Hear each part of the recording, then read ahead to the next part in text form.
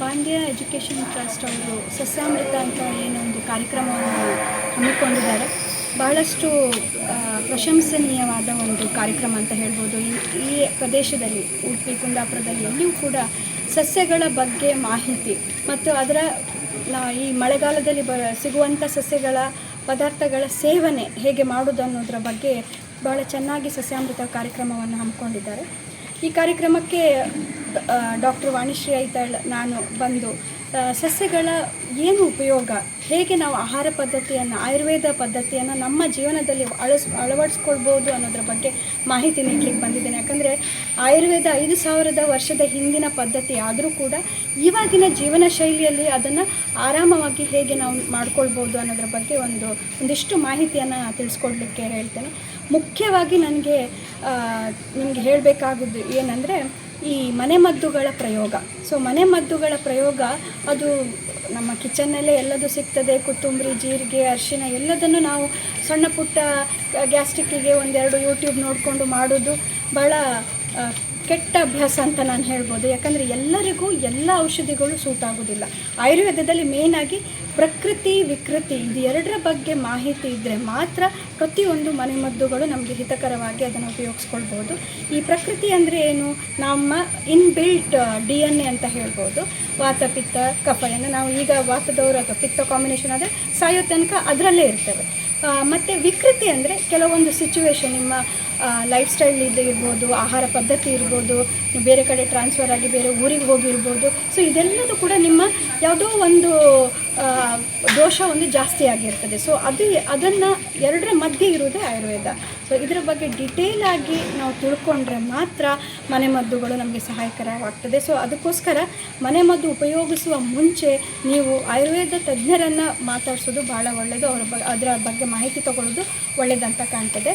ಅದಲ್ಲದೆ ಈಗ ಆಯುರ್ವೇದದಲ್ಲಿ ಹಿತಭುಕ್ತ, ಮಿತಭುಕ್ತ ಮತ್ತು ಋತುಭುಕ್ತ ಅಂದರೆ ಹಿತವಾಗಿ ತಿನ್ನಬೇಕು, ಮಿತವಾಗಿ ಅಂದರೆ ಪ್ರಮಾಣ ಎಷ್ಟಿರಬೇಕು ಅನ್ನೋದ್ರ ಬಗ್ಗೆ ಕೂಡ ಜ್ಞಾನ ಇರಬೇಕು, ಮತ್ತು ಋತುವಿಗೆ ಅನುಗುಣವಾಗಿ ನಾವು ತಿನ್ನಬೇಕು ಅನ್ನುವಂಥದ್ದು. ಸೊ ಹಾಗಾಗಿ ಸಸ್ಯಾಮೃತ ಕಾರ್ಯಕ್ರಮವು ಈ ಮಳೆಗಾಲದಲ್ಲಿ ಸಿಗುವಂಥ ನಮ್ಮ ಪ್ರಕೃತಿಯಲ್ಲೇ ಸಿಗುವಂಥ ಎಲ್ಲ ಖಾದ್ಯಗಳನ್ನು ಉಪಯೋಗಿಸ್ಕೊಂಡು ಮಾಡಿದ್ದಾರೆ.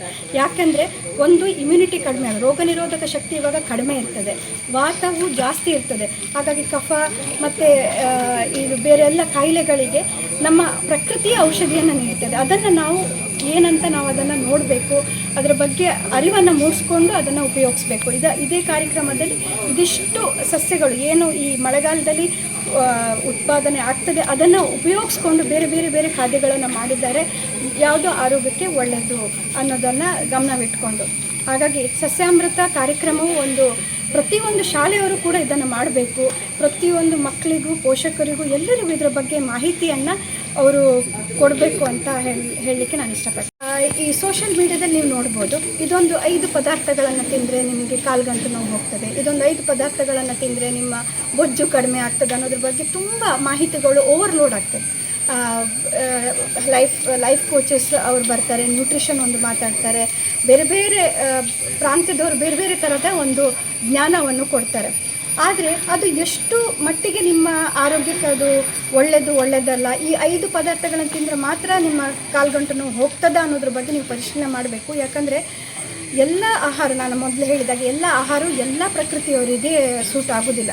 ಜೀರಿಗೆ ಬಿಸಿನೀರು ಅನ್ನೋದು ಪಿತ್ತ ಪ್ರಕೃತಿಯವರಿಗೆ ಆಗೋದಿಲ್ಲ. ಸೊ ಕೊತ್ತಂಬರಿ ನೀರು ಕೊಡಬೇಕಾಗ್ತದೆ. ಸೊ ಇದರ ಬಗ್ಗೆ ಮಾಹಿತಿಯನ್ನು ನೀವು ಸೋಷಲ್ ಮೀಡಿಯಾದಲ್ಲಿ ತಗೊಳ್ಳೋದಕ್ಕಿಂತ ಒಂದು ಆಯುರ್ವೇದ ತಜ್ಞರ ಹತ್ರ ಮಾತಾಡಿದರೆ ಅದ್ರ ಬಗ್ಗೆ ಡೀಟೇಲ್ಸ್ ಆಗಿ ಹೇಳ್ತಾರೆ. ಹಾಗಾಗಿ ಬಹಳ ಕೇರ್ಫುಲ್ಲಾಗಿ ಅದನ್ನು ಅನಲೈಸ್ ಮಾಡಿ ತಗೊಳ್ಳಿ ಅಂತ ಹೇಳಲಿಕ್ಕೆ ಇಷ್ಟಪಡ್ತೀನಿ. ನಮ್ಮ ಪಾರಂಪರಿಕ ಆಹಾರ ಪದ್ಧತಿ ನಶಿಸಿ ಹೋಗುವಂಥ ಈ ಸಮಯದಲ್ಲಿ ನಾವು ಅದನ್ನು ನಮ್ಮ ದೈನಂದಿನ ಜೀವನದಲ್ಲಿ ಉಳಿಸಿ ಬೆಳೆಸಬೇಕು ಅನ್ನುವಂಥ ನಿಟ್ಟಿನಲ್ಲಿ ಈ ಸಸ್ಯಾಮೃತ ಕಾರ್ಯಕ್ರಮವನ್ನು 2013ರಿಂದ ಪ್ರಾರಂಭಗೊಂಡಿದೆ. ಇವತ್ತು ಇಲ್ಲಿ 31 ಬಗೆಯ ಆಹಾರವನ್ನು ಸಿದ್ಧಪಡಿಸಿದ್ದೇವೆ. ಎಲ್ಲರಿಗೂ ಕೂಡ ಇವತ್ತು ನಮ್ಮ ಈ ಸೀಸನ್ನಲ್ಲಿ ಬೆಳೆಯುವಂಥ ಆಹಾರಗಳ ಚೂಸ್ ಮಾಡಿ ನಾವು ಇವತ್ತು ಮಾಡ್ತಾ ಇದ್ದೇವೆ. ಇದು ಪ್ರತಿಯೊಬ್ಬರಿಗೂ ಇದರ ಮಹತ್ವ ಅರಿಯಬೇಕು, ಹಾಗೂ ಶಾಲೆಯಲ್ಲಿ ಇಲ್ಲಿ ಮಾಡುವುದರಿಂದ ನಮ್ಮ ವಿದ್ಯಾರ್ಥಿಗಳಿಗೂ ಕೂಡ ಇದರ ಅನುಭವ ಸಿಗಬೇಕು ಅನ್ನುವಂಥ ನಿಟ್ಟಿನಲ್ಲಿ ಈ ಕಾರ್ಯಕ್ರಮ ಪ್ರಾರಂಭ ಮಾಡಿದ್ದೇವೆ. ಇವತ್ತು ಡಾಕ್ಟರ್ ವಾಣಿಶ್ರೀ ಐತಾಳ್ ಅವರು ಇಲ್ಲಿಯ ಕಾರ್ಯಕ್ರಮಕ್ಕೆ ಆಗಮಿಸಿ ಉಪಯುಕ್ತ ಮಾಹಿತಿಯನ್ನು ಅವರು ನೀಡಿರುತ್ತಾರೆ. ಮುಖ್ಯವಾಗಿ ಈ ಅಡುಗೆಯನ್ನು ಬಸರೂರಿನ ಮಾಬಲ ಹರಿಕಾರ್ ಮತ್ತು ಸಂಗಡಿಗರು ನಮಗೆ 13ನೇ ಇಸುವಿಂದ ಮಾಡಿಕೊಡ್ತಾ ಇದ್ದಾರೆ. ಬಹಳ ವಿಶೇಷವಾದ ಅಡುಗೆ ಇವತ್ತು.